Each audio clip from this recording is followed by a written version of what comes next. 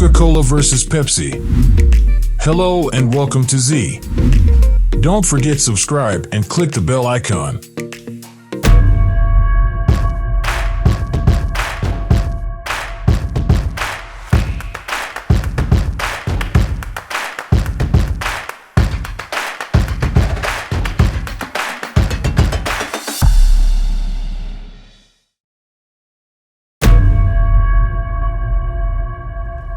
It is one of the most famous corporate rivalries in history.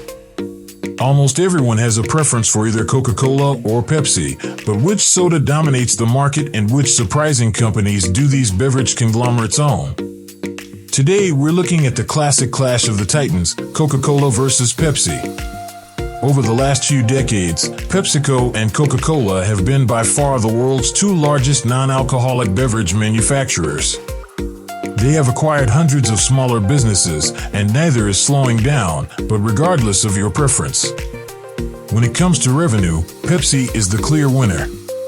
PepsiCo reported $64.7 billion in revenue in 2018, while Coca-Cola was less than half that at $31.9 billion. However, the difference was not always as obvious.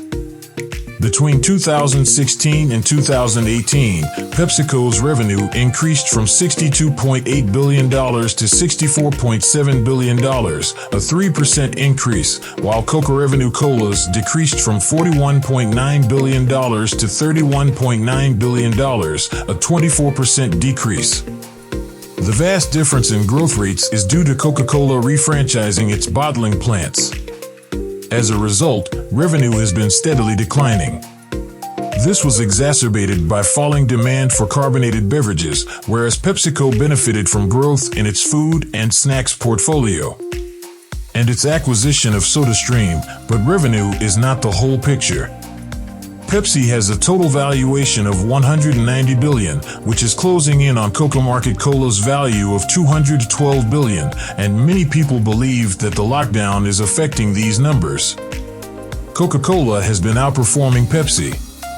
Since the pandemic in March, the performance gap has been growing throughout the year, and it appears that this trend will continue. The main issue is that Pepsi has been diversifying its holdings for years, whereas Coca-Cola still derives the vast majority of its profit from carbonated beverages. As consumers shift away from soda and unhealthy beverages, PepsiCo has filled the void with healthier snacks, which has made a significant difference in recent years. And Coca-Cola is struggling to catch up.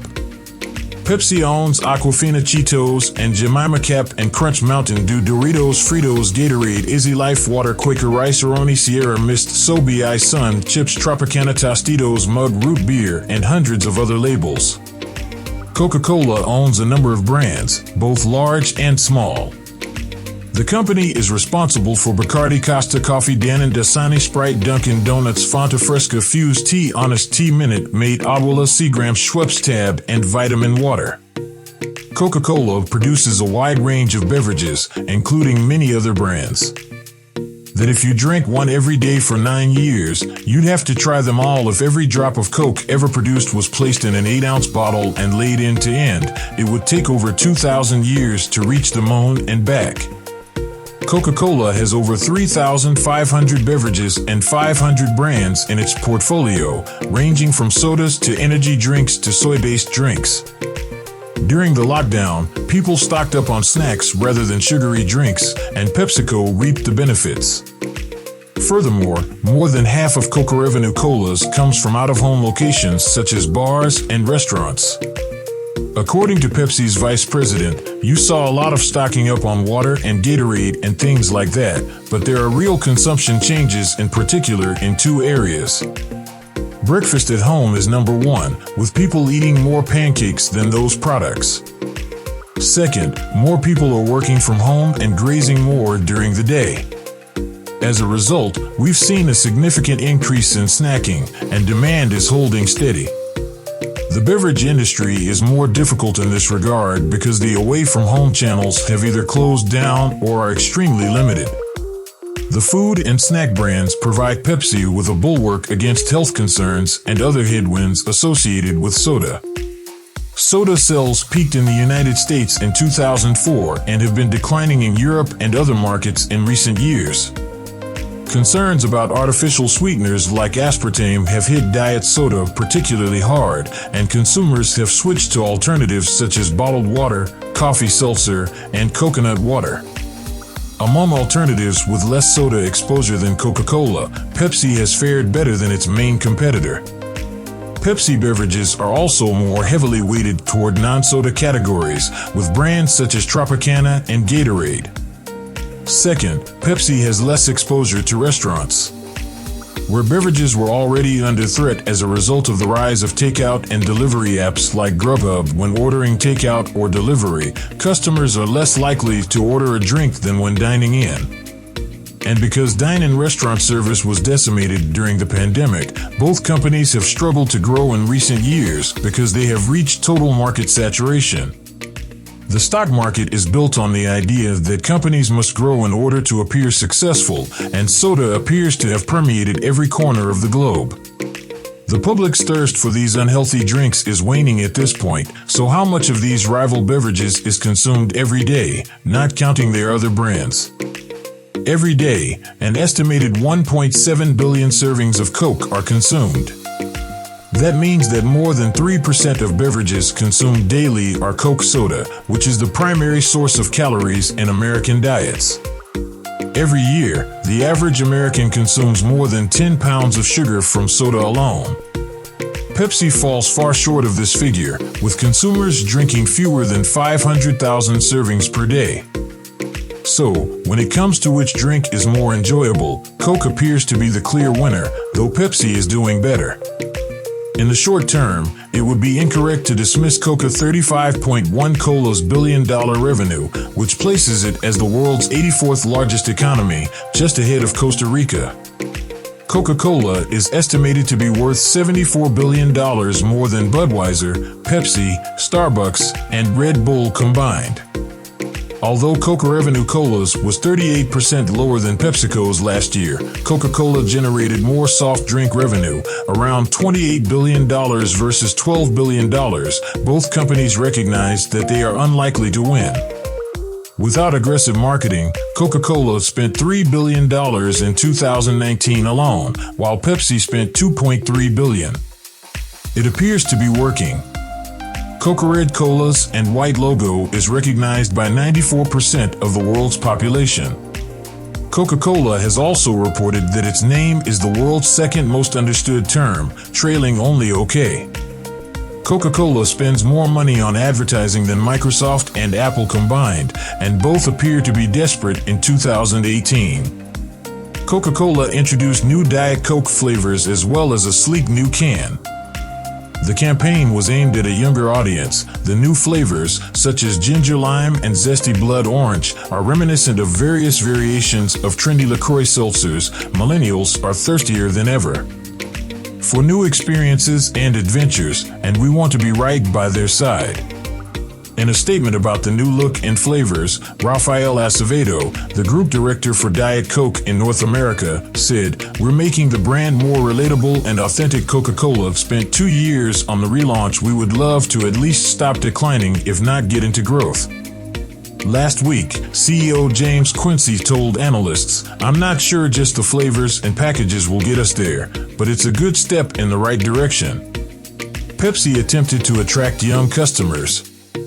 After a backlash, Kendall Jenner offered a soda to a police officer on a protest line in a poorly received commercial in 2017. In addition to being a waste of money, the botched commercial may have inspired Pepsi to play it safe with the New Generations campaign, according to Lauren Grande. Many people are putting pressure on Pepsi and Coca-Cola to modernize and make their packaging easier to recycle or compost. Coca-Cola uses 300,000 tons of aluminum for its cans each year. That is 17.4% of what the entire U.S. aluminum industry produces just for its U.S. operations.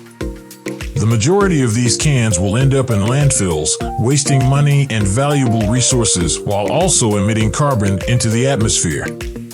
But what is the history of these cola wars, which started in 1886? When John S. Pemberton created the original Coke recipe, Pemberton did use coca leaf extract, as the urban legend goes, which comes from the coca plant. This is the same plant that can be used to make cocaine. The cola's early advertising claimed that it relieved headaches and gave the consumer a slight buzz. Pepsi arrived, described as a brain and nerve tonic. 7 years later, in 1893, its recipe included a digestive enzyme called pepsin as well as cola nuts. Early Pepsi advertisements claimed that it cured indigestion and was beneficial. Coca-Cola was already selling 1 million gallons per year when Pepsi was created in the early 1900s, when alcoholism was becoming a serious problem in the United States and various social groups began demanding a ban on alcoholic beverages. As a result, Coca-Cola decided to support the anti-alcohol lobby. Coca-Cola removed cocaine from its formula in 1903, replacing it with caffeine. It was then positioned as the great national temperance drink. The actual war between Coca-Cola and Pepsi began in 1901, when Pepsi began to sell massively and Coca-Cola began to tank. Coca-Cola created its iconic Contour bottle, received celebrity endorsements, and expanded into Europe, while Pepsi went bankrupt due to World War I. During World War II, Coca-Cola established a bottling and manufacturing plant in Germany, which was ruled by the Nazis at the time. Fanta, Coca Other Cola's drink, was created. Pepsi broke the taboo of directly addressing and depicting Black Americans in its ads in 1947, decades before Black Lives Mattered. Pepsi named African Americans to top positions, making Pepsi the first major American corporation to do so in the face of racists such as the Ku Klux Klan. Fast forward to 1975, when Pepsi launched what has become the definitive taste test, the Pepsi Challenge. The tests, which took place at malls and shopping centers, saw a Pepsi representative ask members of the public to blind taste 2 cola drinks and 1 Pepsi. In the commercials, the other Coke invariably resulted in the majority of consumers preferring the taste of Pepsi. The Pepsi Challenge has been prominently featured in much of Pepsi's television advertising.